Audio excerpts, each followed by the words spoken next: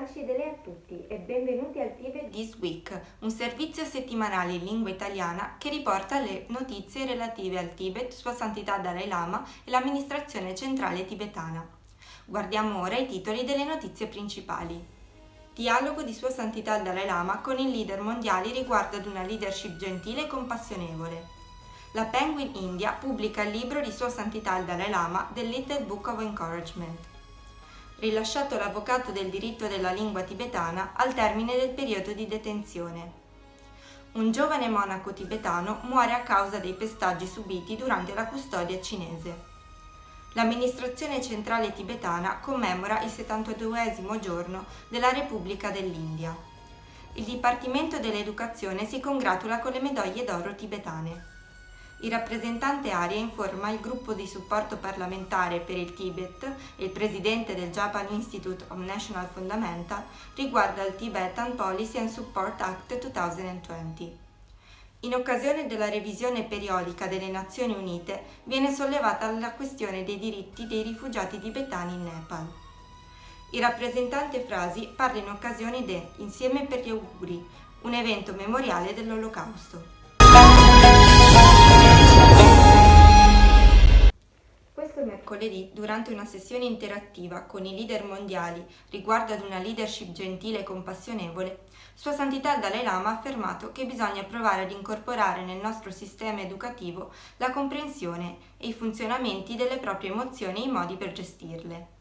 Your organization, you say, can help to promote in education about our inner world, particularly about our emotion, then how to tackle these destructive emotion, and how to what is the practice to promote positive emotion, like that. So you, my friend, is now think more seriously in worldwide in education field. Now we should include more information about our emotion and how to tackle emotion. Now already discuss compassion, kind, and with that automatically honest come. That brings trust. Trust brings unity. Se si è gentili e compassionevoli, si è onesti. Questo conduce a fiducia, stabilità e amicizia. Rispondendo ad una delle domande riguardo ad aiutare le persone per vivere insieme nel modo migliore, Sua Santità il Dalai Lama ha riconosciuto la necessità di occuparsi del razzismo e dell'odio crescente. Ha sottolineato che quando si guarda alle cose da una prospettiva più ampia, è più semplice concentrarsi sull'unità. But I'm more optimistic. Things are changing,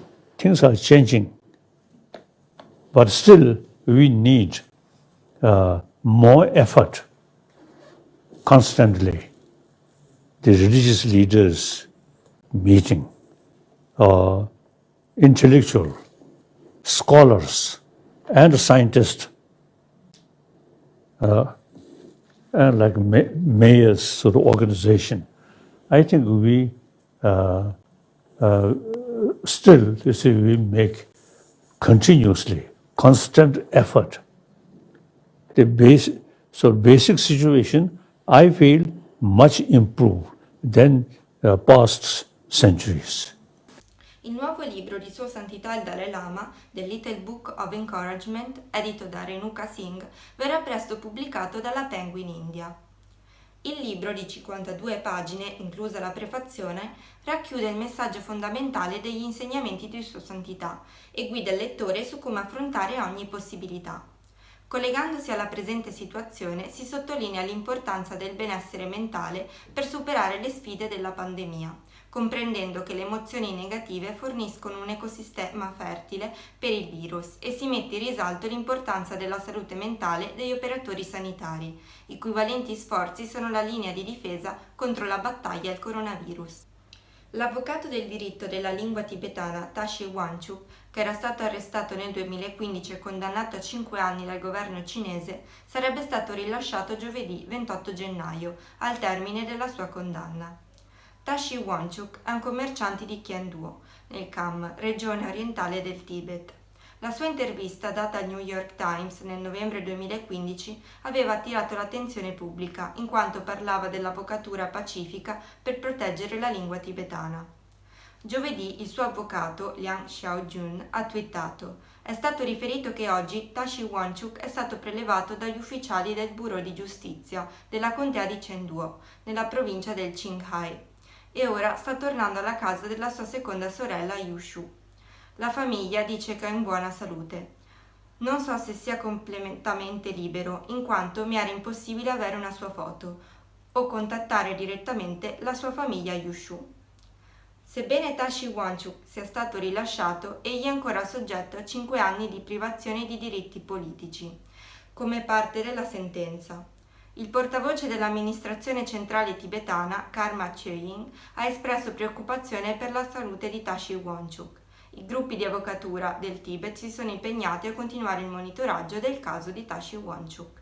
Tashi Delek, we have come to know that yesterday the language rights activist Tashi Wangchuk was released from prison after 5 long years, and apart from that, we don't have any other information. We are not sure whether how healthy he is and about his health condition. And we certainly welcome the government of People's Republic of China for their gesture, and we also urge the People's Republic of China to release all the political prisoners, many thousands of them still languishing in the prison and who have been wrongfully prosecuted in sham prosecution process and who have been wrongfully incarcerated. So we urge the People's Republic of China to release all the political prisoners unconditionally. So as far as Mr. Tashi Wangchuk is concerned, the only information that we get to know is through social media, and particularly from his lawyer, that he has been released. And like I said before, and we do not have any information about his health condition and the conditions of his release. Un monaco di 19 anni, Tsa Zompo, è morto il 19 gennaio dopo essere stato duramente picchiato e torturato dalle autorità cinesi dopo aver protestato per un'indipendenza pacifica nel novembre 2019. Tenzin Nyima, anche chiamato Tamei, inizialmente era detenuto con altri 3 monaci, Kunsal di 20 anni, Sotra e Tsultrim, entrambi sui 18 anni, rinchiusi dopo 2 giorni dal ritrovamento di centinaia di volantini scritti a mano che reclamavano l'indipendenza del Tibet, sparsi fuori da un ufficio governativo locale il 7 novembre 2019.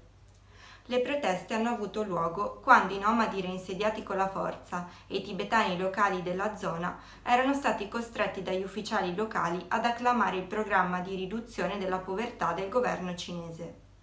In seguito alla detenzione arbitraria di Tenzin Nyima, avvenuta il 9 novembre 2019, egli fu brevemente rilasciato nel maggio 2020, prima di essere arrestato nuovamente l'11 agosto. Durante la custodia, Tenzin Nyima è stato torturato dagli ufficiali cinesi per mezzo di pesanti percosse, con conseguenti gravi lesioni e la mancanza di un'alimentazione corretta, portando al deterioramento della salute. Ai primi di ottobre l'autorità della prigione ha informato la famiglia Tenzin Nyima della sua grave condizione di salute e ha detto loro di prelevarlo dalla prigione. Secondo la nostra fonte, la famiglia di Tenzin Nyima l'ha portato immediatamente in diversi ospedali, ma ogni dottore ha rinunciato a guarirlo ed è stato dimesso. La famiglia allora l'ha riportato a casa, dove è morto poco dopo, il 19 gennaio 2021. Il presidente dell'amministrazione centrale tibetana, il Sikyong Lobsang Sangay, ha espresso una profonda tristezza e ha porto le sue condoglianze ai familiari. Nella sua dichiarazione si legge: «Prego affinché egli possa rinascere nuovamente in Tibet come un grande patriota e continui la lotta per la libertà. Noi non dimenticheremo mai i loro sacrifici e proseguiremo senza sosta le aspirazioni dei 6 milioni di tibetani fino al loro adempimento». Altri 6 tibetani, 4 monaci e 2 laici, sono stati condannati a 5 anni di prigione per le stesse proteste, avvenute nella città di Tsawangpo, nella prefettura di Karze, nella provincia tradizionale tibetana del Kham. L'amministrazione centrale tibetana si è congratulata con l'India e il suo popolo in occasione del 72esimo anniversario del Giorno della Repubblica, celebrato questo martedì. La leadership dell'amministrazione centrale tibetana è stata vista mentre prendeva parte alla cerimonia con i leader indiani dello stato dell'Himachal Pradesh. We would like to congratulate and extend our warmest greetings to the government and people of India on the 72nd Republic Day of India. Il Dipartimento dell'Educazione dell'amministrazione centrale tibetana ha esteso le sue più sentite congratulazioni a Tenzin Chögyam, laureato in economia aziendale, e Soman Chökyi, laureato in commercio, per essersi aggiudicati la medaglia d'oro per il più alto grado accademico in occasione della quarta assemblea della Nanyang Sagar University a Bengaluru, tenutasi il 22 gennaio in presenza della Ashwath Narayan, vice primo ministro del Karnataka. Lo scorso venerdì rappresentanti in Giappone di Sua Santità il Dalai Lama, Aryan Sehwan Gyalpo, accompagnato dal segretario Lobsang Chodak, ha incontrato Nagao Takashi, membro di una delle case dei rappresentanti e dei segretari generali del gruppo parlamentare giapponese di tutti i partiti di supporto per il Tibet, nell'edificio del Parlamento.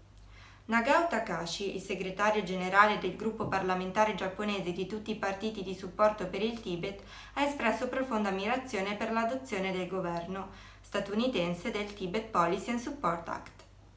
Il segretario Nagao ha inoltre aggiunto che informerà il presidente del gruppo parlamentare giapponese di tutti i partiti di supporto per il Tibet, Shimomura Akubun, del Tibet Policy and Support Act 2020. La traduzione giapponese del comunicato delle notizie riportate in concetti del Tibet Policy and Support Act è stata presentata al legislatore giapponese.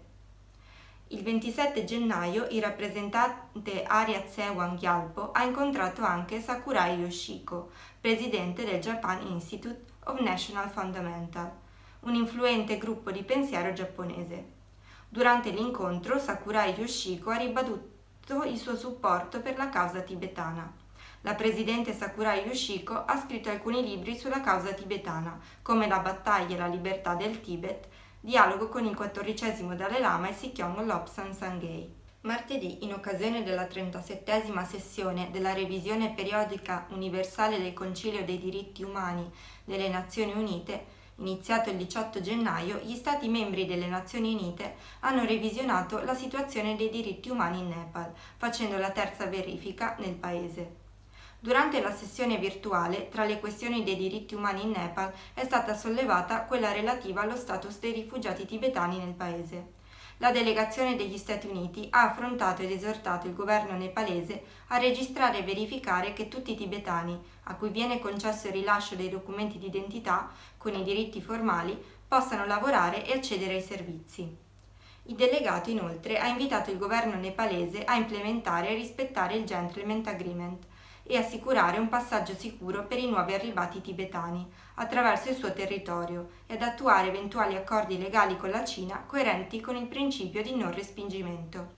Lunedì il rappresentante Sonam Tsering Frasi dell'Ufficio del Tibet a Londra ha partecipato all'evento online intitolato Insieme con gli Uiguri, un evento memoriale dell'Olocausto. Il rappresentante Sonam Tsering Frasi ha parlato relativamente ad una riflessione su genocidio e su repressioni religiosi che avvengono da 7 decenni in Tibet, sotto il regime comunista cinese. Nelle sue conclusioni, egli ha condiviso la preghiera di saggezza, solidarietà e integrità di tutta l'umanità, chiamata da Sua Santità il 14° Dalai Lama Never Give Up, non arrendersi mai. Questa era l'ultima notizia, noi di Tibet TV vi ringraziamo e vi diamo appuntamento alla prossima settimana.